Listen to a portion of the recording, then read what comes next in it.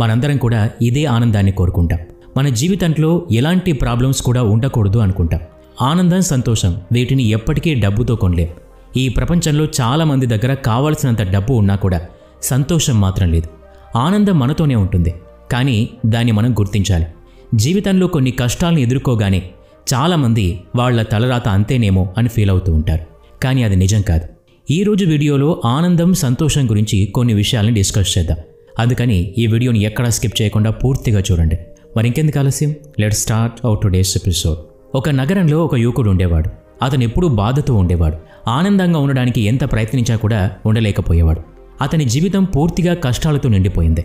నా జీవితంలోనే ఎందుకు ఇన్ని కష్టాలున్నాయి అని దానికి కారణం ఏంటి తెలుసుకోవాలి అనుకున్నాడు. కానీ కనిపెట్టలేకపోతున్నాడు. దీనివల్ల తన కుటుంబ సభ్యులతో కూడా సరిగ్గా ఉండటం లేదు. ప్రతి చిన్న విషయానికి గొడవ పడుతున్నాడు. ఎలాంటి కారణం లేకుండా తన ఫ్రెండ్స్తో గొడవ పడుతున్నాడు. అందువల్ల అతని ఫ్రెండ్స్ అందరూ దూరం అయ్యారు. అలాంటి పరిస్థితుల్లో అసలు ఏం చెయ్యాలో ఆ యువకుడికి ఏమీ అర్థం కాలేదు. ఒకానొక రోజు ఆ ఊరికి బుద్ధుడు వచ్చాడు. అది తెలుసుకున్న యువకుడు వెంటనే బుద్ధుని దగ్గరికి వెళ్ళి, ఓ దేవా, నేను చాలా బాధలో ఉన్నాను. నా జీవితంలో కేవలం కష్టాలు మాత్రమే ఉన్నాయి. కష్టాల్ని పోగొట్టుకుని జీవితంలో సంతోషంగా ఉండటానికి ఏదైనా మార్గం ఉంటే చెప్పండి అని అడిగాడు. యువకుడి మాటలు విని బుద్ధుడు నవ్వుతూ, సంతోషాలు నీ చుట్టూనే ఉన్నాయి కానీ నీకు కనిపించడం లేదు, అంతే. ఆనందాలు మన చుట్టూనే ఉంటాయి, కానీ మనమే వాటిని దూరం చేసుకుంటాం. ఒకవేళ నీ జీవితంలో సంతోషంగా ఉండాలి అంటే ఇప్పుడు నేను చెప్పబోయే 7 విషయాల్ని గుర్తుంచుకో అన్నాడు. 1. ఎప్పుడూ కూడా మనల్ని వేరే వాళ్ళతో పోల్చకూడదు. ఎప్పుడూ కూడా అవతల వాళ్ళు ఏం చేస్తున్నారు అని ఆలోచించకూడదు. వేరే వాళ్లతో మనల్ని కంపేర్ చేయకూడదు. ఎందుకంటే ఇలాంటివి ఎక్కువగా ఆలోచించడం వల్ల బాధ ఎక్కువ అవడం తప్ప ఇంకే ఉపయోగం ఉండదు. ఇలాంటి సమయంలో నువ్వు నీకంటే పేదవాళ్ల గురించి ఆలోచించు. అలాంటి వారి దగ్గర కనీసం ఉండడానికి ఇల్లు కూడా ఉండకపోవచ్చు, తినడానికి తిండి, వేసుకోవడానికి బట్టలు కూడా ఉండవు. కానీ నీ దగ్గర అవన్నీ ఉన్నాయి. కానీ అలాంటి పేదవాళ్ళు కూడా మనకంటే చాలా హ్యాపీగా ఉంటారు. ఉన్నదాంతోనే సరిపెట్టుకుంటారు. ఎందుకంటే వాళ్ళు ఎవరితోనూ కూడా కంపేర్ చేసుకోరు. ప్రపంచంలో ఉన్న మనుషులందరూ ఒకేలా ఉండరు అని వాళ్ళకి బాగా తెలుసు. మనకంటే పెద్దవాళ్ళ నుండి విషయాలను నేర్చుకోవాలి. వాళ్ళు లైఫ్లో ఎలా సక్సెస్ అయ్యారో తెలుసుకొని మనం కూడా సక్సెస్ అవ్వటానికి ప్రయత్నించాలి. మన అందరి దగ్గర రోజుకి 24 గంటల సమయం ఉంది. ఈ సమయాన్ని అందరూ కరెక్ట్గా యూటిలైజ్ చేసుకోవాలి. వేరే వాళ్ళతో కంపేర్ చేసుకొని సమయాన్ని వృధా చేసుకోకూడదు. మన దగ్గర ఉన్న దాంతోనే సంతృప్తి చెందాలి. ఇలా చేసినట్లయితే మీరు జీవితంలో ఎప్పుడూ కూడా బాధపడరు, సంతోషంగా మాత్రమే జీవిస్తారు అని బుద్ధుడు యువకుడితో మొదటి విషయాన్ని చెప్పాడు. ఇక రెండో విషయం, ఎప్పుడూ కూడా నెగటివ్గా ఆలోచించే వాళ్ళకి దూరంగా ఉండాలి. ప్రతి చిన్న విషయానికి బాధపడుతూ నెగటివ్గా ఆలోచించే వాళ్ళకి ఎంత దూరంగా ఉంటే అంత మంచిది. ప్రతి మనిషి జీవితంలో కూడా సుఖాలు ఉంటాయి, దుఃఖాలు ఉంటాయి. మన టైం వచ్చేంత వరకు వెయిట్ చేయాలి. అంతేగాని ప్రతి చిన్నదానికి భయపడి కంగారు పడకూడదు. ఎలా అయితే రాత్రి తర్వాత పగలొస్తుందో అదేవిధంగా ప్రతి కష్టం వెనుక సుఖం కూడా వస్తుంది. కానీ మనుషులు తరచుగా ప్రతి చిన్నదానికి బాధపడుతూనే ఉంటారు. ప్రతి సమస్య కూడా ఖచ్చితంగా పరిష్కారం ఉంటుంది. ప్రయత్నిస్తే ఎవరైనా కూడా ఎంత పెద్ద సమస్య నుంచైనా కూడా బయటపడవచ్చు. కానీ కొందరు మాత్రం అస్సలు ప్రయత్నించకుండా బాధపడుతూనే ఉంటారు. అందుకే అలాంటి వాళ్ళకి దూరంగా ఉండాలి. ఒకవేళ వాళ్లతో ఉన్నట్లయితే మీరు కూడా వాళ్లలాగే తయారవుతారు. దానివల్ల మీ దుఃఖం ఇంకా పెరుగుతుంది. అందుకే ఎప్పుడూ కూడా పాజిటివ్గా, హ్యాపీగా ఉండే వాళ్ళతో ఉండడానికి ప్రయత్నించాలి. ఇలాంటి వాళ్ళతో స్నేహం చేయటం వల్ల మీకు కూడా పాజిటివ్ థింకింగ్ వస్తుంది. జీవితంలో ఎంత పెద్ద సమస్య వచ్చినా కూడా ఎదుర్కొనే ధైర్యం వస్తుంది. అలాంటి వాళ్ళు మిమ్మల్ని ప్రోత్సహిస్తూ ఉంటారు. దాంతో మీకు ఎంత సమస్యనైనా ఫేస్ చేసే ధైర్యం వస్తుంది. అందుకే నెగటివ్గా ఆలోచించే వారికి దూరంగా ఉండాలి అని బుద్ధుడు చెప్పాడు. ఇక మూడో విషయం ఏంటంటే, మనం మన కుటుంబంతో కలిసి ఎక్కువ సమయాన్ని గడపాలి.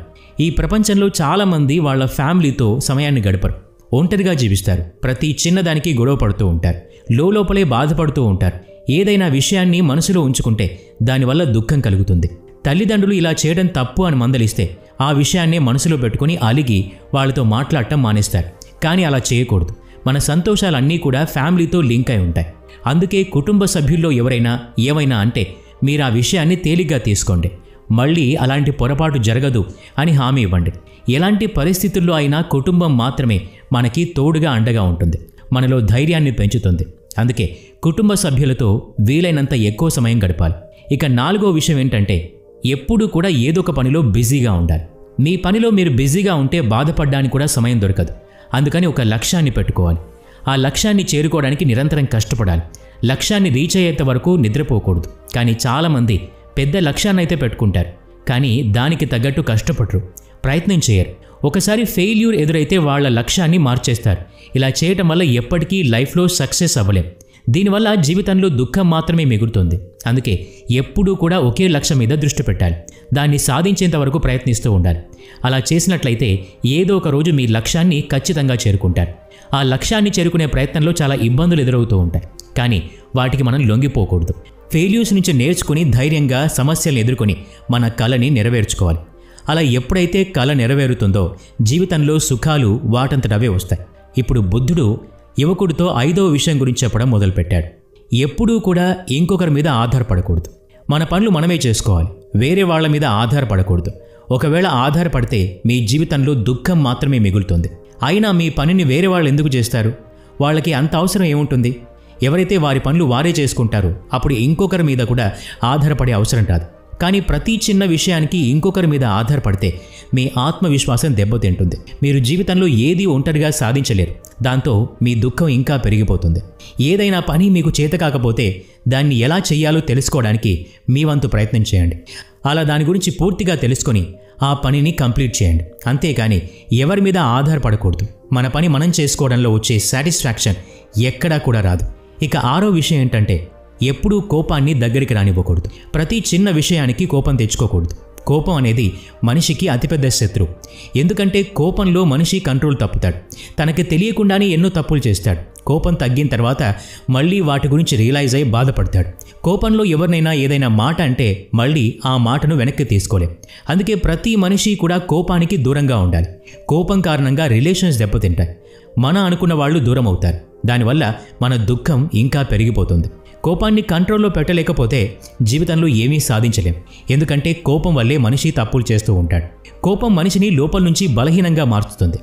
కోపం వల్ల మనిషి జీవితం నాశనం అయిపోయినా కూడా ఆశ్చర్యపడనక్కర్లేదు.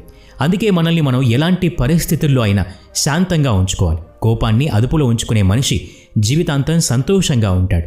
ఇక చివరిగా 7వ విషయం ఏంటంటే ఎప్పుడూ మన ఆరోగ్యాన్ని కాపాడుకోవాలి.